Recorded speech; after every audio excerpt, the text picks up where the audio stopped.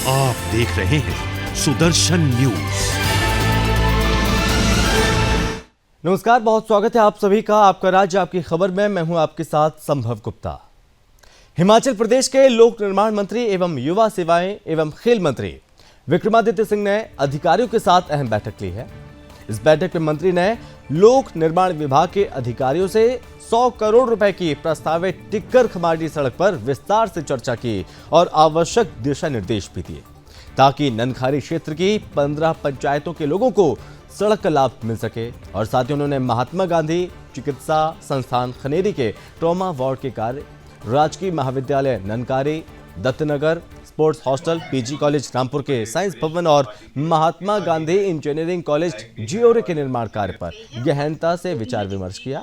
और साथ ही अधिकारियों को लोहरी परियोजना को लेकर स्थानीय युवकों को रोजगार में प्राथमिकता देने के लिए कहा और हिमाचल पथ परिवहन निगम के अधिकारियों को नियमित बस सेवाएं प्रदान करने पर आदेश दिए ताकि दुर्गम क्षेत्र के लोगों को राहत मिल सके।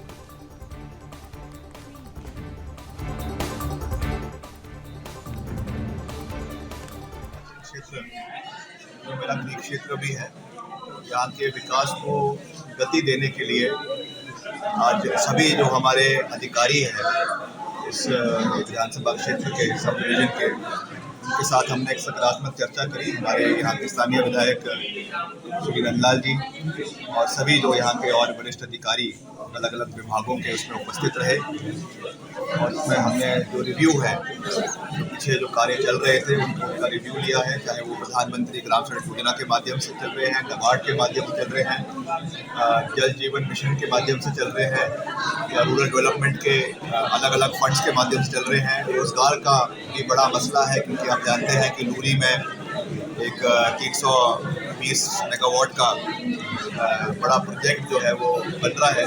तो हम चाहते हैं कि इसमें ज़्यादा से ज़्यादा जो है वो स्थानीय युवाओं को उसमें रोजगार मिले। उसके लिए हम एक बैठक अभी प्रोजेक्ट के अधिकारियों के साथ आगे जो उसमें जो कॉन्ट्रैक्टर्स हैं, सब कॉन्ट्रैक्टर्स हैं, उनको बुलाते करेंगे। और मैं ये विश्वास आपके चैनल के माध्यम से इस क्षेत्र के युवाओं को दिलवाना चाहता हूँ कि हम पूरी लड़ाई यहाँ के युवाओं की लड़ेंगे और अगर ये इन्होंने हमारी आवाज़ को नहीं सुना तो हम धरने पे जाके बैठ जाएंगे। के मुजफ्फरनगर में 5 साल की मासूम के साथ दुष्कर्म का मामला सामने आया। बता दें कि मोहम्मद उवैस दुष्कर्म की घटना को अंजाम देकर फरार हो गया। मामले पर पुलिस ने गंभीर धाराओं में आरोपी के खिलाफ मुकदमा दर्ज कर कार्यवाही शुरू कर दी है। दरअसल पूरा मामला जनपद मुजफ्फरनगर के चरथावला थाना क्षेत्र का है, जहां उस वक्त हड़कंप मच गया जब एक दर्जी की दुकान से 5 साल की मासूम बच्ची के चिल्लाने की आवाज आने लगी। तो वहीं आनंद फानन में आसपास के लोगों ने जाकर देखा तो मोहम्मद उवैस ने बच्चे को दबोच रखा था। 5 साल की मासूम बच्ची बदहवास अवस्था में चिल्ला रही थी। तो वहीं लोगों को आता देख जिहादी दुकान का शटर डालकर फरार हो गया, जिसके बाद बच्ची को मेडिकल के लिए भेज दिया गया। और मामले को लेकर पीड़ित परिवार ने आक्रोशित होकर उवैस के विरुद्ध चरथावल थाने में मामला दर्ज कराया और साथ ही सख्त से सख्त कार्रवाई की मांग की है।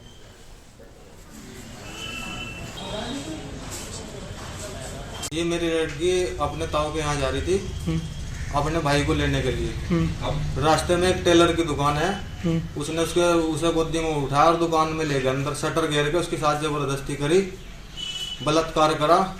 और जब उनने रुक तारा तो वहां से मोहल्ले वाले आ गए, पड़ोसी आ गए और जाके देखा था वो लड़का शटर घेर के अपनी दर्जी की दुकान की भाग गया। कितनी उम्र है बच्चे की? उसकी 4 साल की उम्र है जी। मैं चाहता हूँ उसे सख्त से सख्त वो होनी चाहिए सजा। आज सुबह कस्बा चरथावल के रहने वाले एक व्यक्ति के द्वारा थाना चरथावल पर एक लिखित तहरीर दी गई कि उसकी नाबालिग पुत्री के साथ कस्बे के ही रहने वाले एक व्यक्ति के द्वारा दुष्कर्म किया गया है। इस तहरीर के आधार पर थाना पर सुसंगत धाराओं में अभियोग पंजीकृत किया गया तथा अभियुक्त की गिरफ्तारी के लिए टीम गठित की गई है। जल्दी ही अभियुक्त की गिरफ्तारी कर अग्रिम वैधानिक कार्रवाई की जाएगी। यूपी के हरदोई जनपद में चूल्हे की चिंगारी से आग लगने से 2 मासूमों की जलकर मौत हो गई। घटना की जानकारी मिलते ही गांव में मातम छा गया। घटना को लेकर स्थानीय लोगों द्वारा पुलिस प्रशासन को सूचना दी गई और मौके पर पहुंची पुलिस ने शवों को कब्जे में लेकर पोस्टमार्टम के लिए भेज दिया। आपको बता दें कि सुबह के वक्त बच्चों की मां खाना बनाने के लिए चूल्हे में आग जलाकर शौच के लिए घर से बाहर चली गई और वापस आने पर घर में आग लगी देखी। तो वहीं भयानक आग में दोनों मासूमों की जलकर मौत हो गई और घटना से पीड़ित परिवार का बुरा हाल है। साथ ही आपको बता दें कि यहाँ पर सरकारी योजनाएं बिल्कुल हवाई साबित होती नजर आ रही हैं और पीड़िता को अभी तक किसी भी सरकारी योजना का लाभ नहीं मिला। तो वहीं देखना ये होगा कि इस मामले पर स्थानीय प्रशासन क्या संज्ञान लेता है। फिलहाल पुलिस मामले की जांच में जुटी है। ग्राम मखाईपुरवा थाना हरपालपुर में है। इसमें तेजी राम जी के घर में अचानक आग लग गई चाय बनाते समय, जो बताया जा रहा है। इसमें 2 बच्चे क्रमशः 3 साल और 5 साल के जल के उनकी मृत्यु हो चुकी है। बॉडी पंचायतनामा के लिए रवाना किया गया है। जो भी विधिक कार्रवाई की जा रही है। सहायता के लिए राजस्व विभाग अपने टिकापड़ी कर रहा है। केंद्रीय मंत्री गिरिराज सिंह उत्तर प्रदेश के मुजफ्फरनगर में चल रहे 2 दिवसीय कृषि प्रदर्शनी में हिस्सा लेने पहुंचे। इस दौरान उनका जोरदार तरीके से स्वागत किया गया और हिंदुत्व की आवाज को हमेशा बुलंद करने वाले गिरिराज सिंह ने कहा कि मुजफ्फरनगर किसानों की राजधानी है और किसानों की राजधानी में जिले का नाम आक्रांतक के नाम पर रखा गया, जो कि नहीं रखा जाना चाहिए। साथ ही ये भी कहा कि ये मुगलों की निशानी है। आपको बता दें कि मुजफ्फरनगर का नाम लक्ष्मी नगर करने की मांग की क्षेत्र के हिंदू संगठन लंबे समय से ये मांग करते आ रहे हैं। वहीं गिरिराज सिंह के बयान के बाद मुजफ्फरनगर में अब हिंदू संगठन भी सक्रिय हो गए और साथ ही इसको लेकर अब राजनीतिक हलचल भी तेज हो गई है।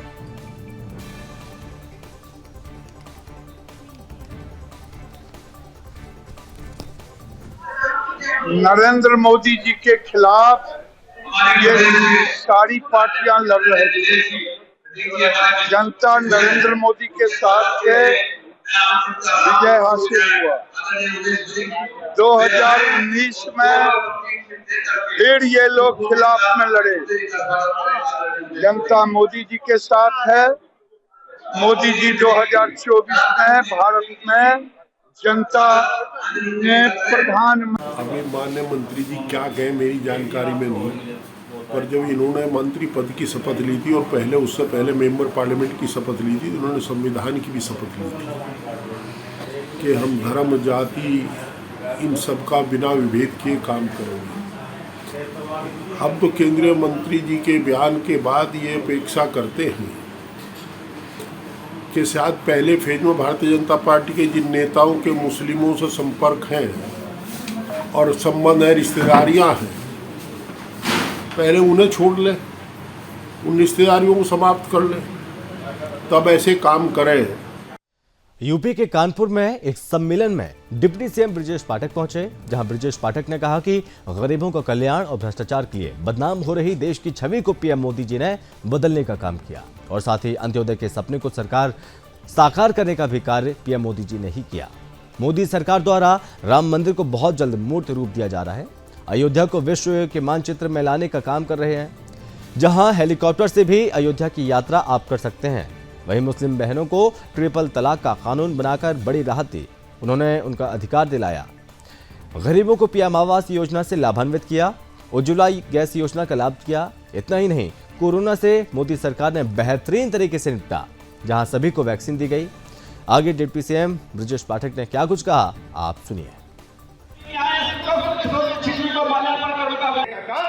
कानपुर में प्रभावी मतदाता सम्मेलन में कानपुर में जिस ढंग से भीड़ उमड़ी है, मैं कह सकता हूं कि कानपुर और आसपास के भी सभी सीटों पर हम ऐतिहासिक वोटों से स्थानीय निकाय चुनाव में जीत दर्ज करेंगे। महापौर के चुनाव में और अगल बगल के नगर पालिका परिषद के चुनाव में हम बहुत प्रचंड बहुमत से जीतने वाले हैं। कार्यकर्ताओं ने, आसपास के लोगों ने, आम नागरिकों ने उत्साह के साथ भारतीय जनता पार्टी को आशीर्वाद दिया। यूपी के गौतम बुद्ध नगर में नारकोटिक्स टीम और दादरी थाना पुलिस को बड़ी सफलता हाथ लगी है, जहां पुलिस ने कार्रवाई करते हुए शराब तस्कर जिहादियों के गैंग का पर्दाफाश कर दिया।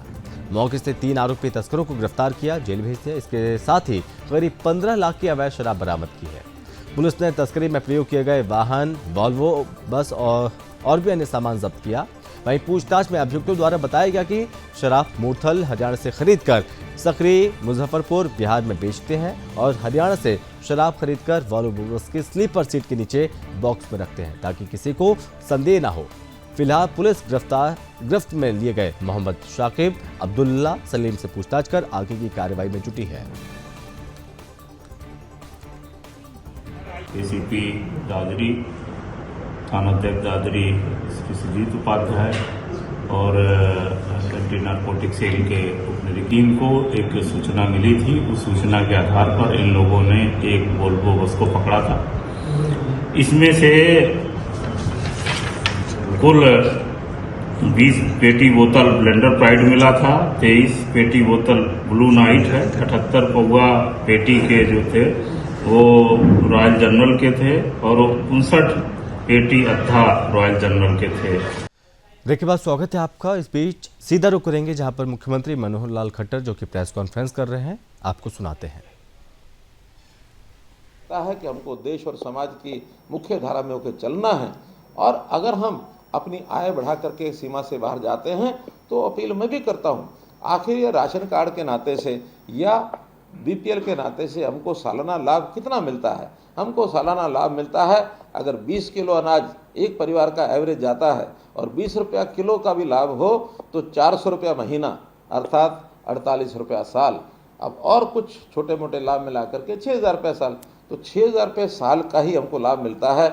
हमारी कमाई अगर 6,000 रुपया बढ़ जाए, 1,80,000 की बजाय 1,86,000 हो जाए तो हम क्यों नहीं इस 6,000 का जो भुगतान अपने पास से करके इस लाभ को छोड़ सकते हैं, ताकि हमारा छोड़ा हुआ ये जो सरकारी जो भी लाभ मिलता है ये लाभ किसी गरीब आदमी को मिले, जिस गरीब आदमी को नहीं मिले। यूपी के हरदोई के मोहल्ला आलूथोक में भीषण जलभराव और गंदगी से लोगों का जीना दूभर हो गया है।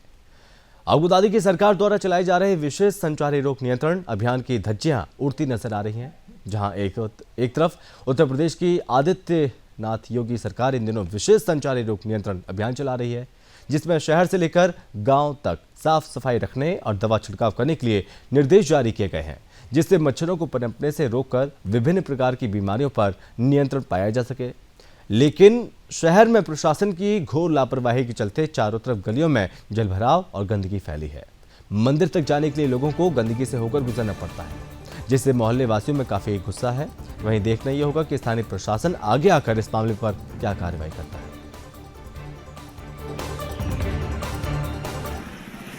यहाँ पे नाला का पानी सब पूरा बाहर आ रहा, नाला की सारी गंदगी रोड पे आ गया है, लोगों को घर से निकलना मुश्किल हो रहा है। जैसे जैसे पानी बढ़ता जा रहा है वैसे वैसे मच्छर वाली बीमारी भी पैदा हो रही है और इसमें कई तरह की बीमारी हो रही है। सफाई कर्मचारी बिल्कुल भी ध्यान नहीं दे रहा। जहाँ तक देखा जाए तो नगर पालिका की काफ़ी लापरवाही सामने आ रही है। कई दिनों से कोई सफाई कर्मी नहीं आया, ना देखने को मिलता है, जैसे निकलते चले जाते हैं, कोई कार्य नहीं होता है।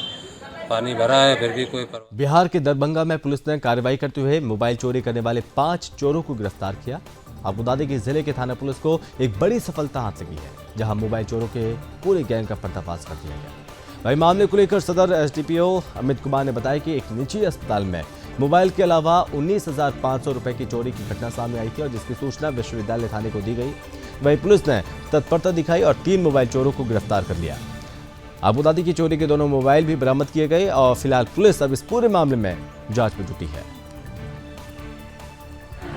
मामला है कि 4 अप्रैल को मिथिला हॉस्पिटल कटलवाड़ी में जो अवस्थित है वहाँ चोरी होती है और 2 मोबाइल सेट और 19,500 रुपये कैश चोरी की घटना दर्ज कराई जाती है। मामला 100/23 केस नंबर है विश्वविद्यालय थाने का।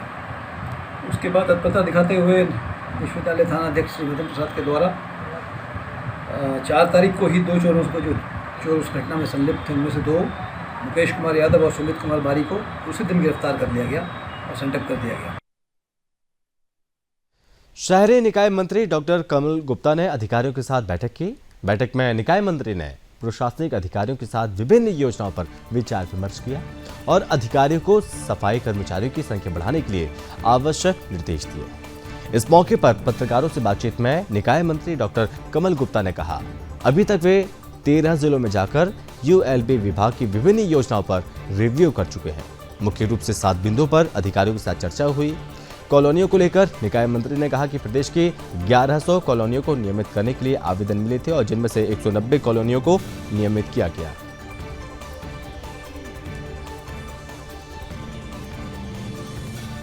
लेखा जोखा लेने के लिए, उसमें इम्प्रूवमेंट करने के लिए पूरे हरियाणा में घूमने का मैंने एक प्रोग्राम बनाया और आज ये 13वां जिला है रेवाड़ी। इससे पहले मैं दादरी, गुरुग्राम, पंचकुला, यमुनानगर, हिसार, सिरसा, फतेहाबाद, नारनौल, अम्बाला, करनाल, कैथल और आज सुबह झज्जर और अब ये 13वां। ये मैंने नाम जो आपको गिनाए हैं ये सीक्वेंस में गिनाए हैं।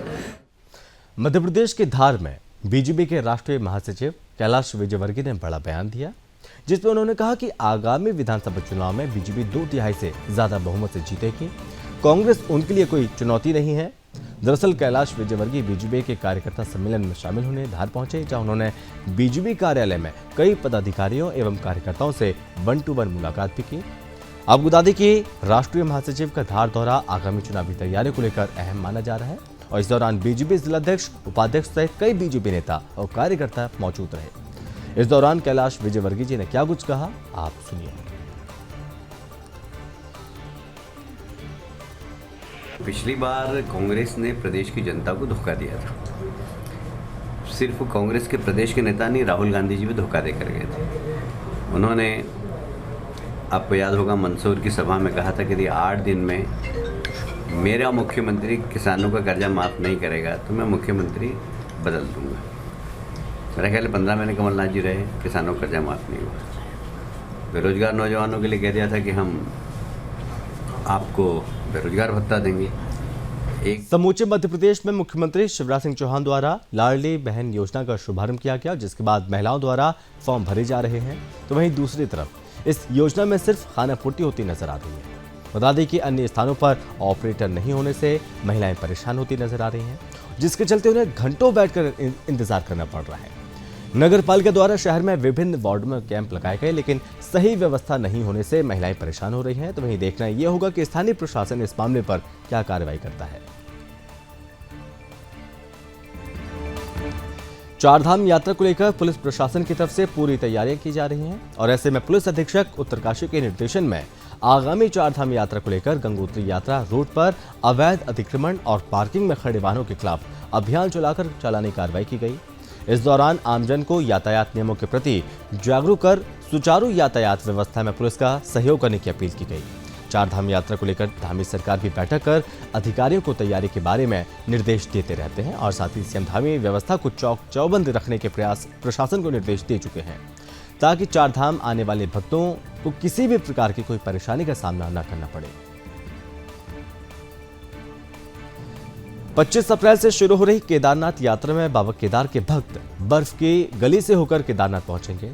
गौरीकुंड केदारनाथ पैदल मार्ग पर लिंचोली से छानी कैंप के बीच 3 हिमखंड जोन के बीच से बर्फ काटकर 6 फीट चौड़ा रास्ता बनाया गया और इससे होकर घोड़ा खच्चर भी धाम पहुंचाए जाने लगे हैं।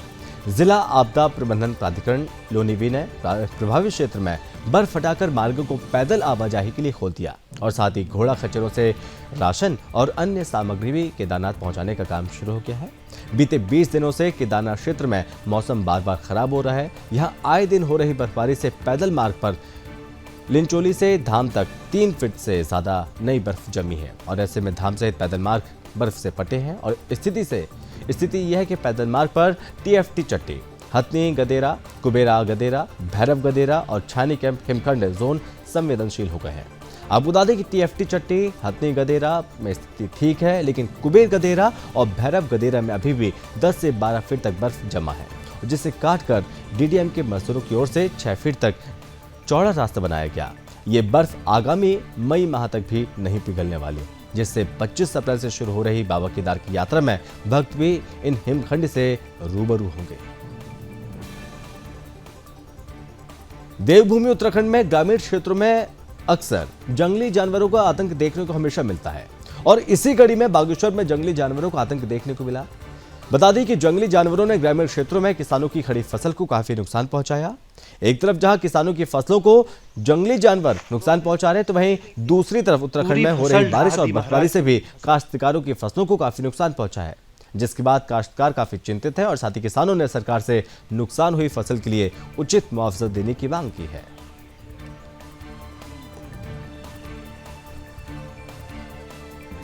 और इसी के साथ इस बुलेटिन में बस इतना ही। आप देखते रहिए सुदर्शन न्यूज। जय हिंद।